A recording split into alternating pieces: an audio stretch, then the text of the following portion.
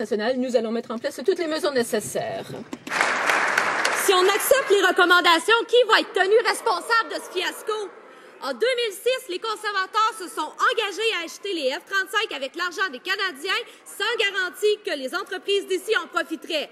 Selon le vérificateur général, les ministres conservateurs ont aussi fourni des informations erronées sur les retombées régionales. Les conservateurs ont tenu des conférences de presse pour annoncer des retombées régionales qui n'existaient pas. Comment les conservateurs peuvent-ils justifier d'avoir fourni de l'information trompeuse sur les F-35?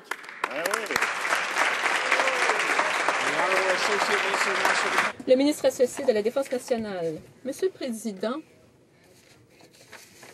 nous acceptons les recommandations du vérificateur général et nous allons donner suite à ces recommandations. Le gouvernement du Canada a pris des mesures pour s'assurer que la diligence, la transparence était en place pour le remplacement de la flotte vieillissante des avions chasseurs. Voilà pourquoi nous avons gelé le financement et avons établi un secrétariat du F-35 à l'extérieur du ministère de la Défense nationale.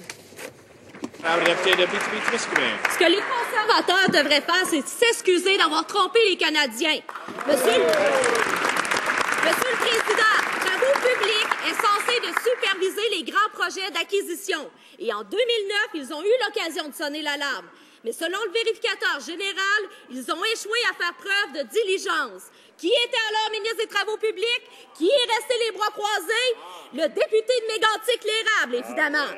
Après avoir été informé de ce fiasco en devenir, pourquoi le ministre des Travaux publics de l'époque n'a-t-il rien fait pour éviter le désastre? Madame la ministre associée de la Défense nationale. Monsieur le Président, nous n'avons pas encore signé de contrat. Nous avons gelé le financement jusqu'à ce que les estimations de coûts soient terminées.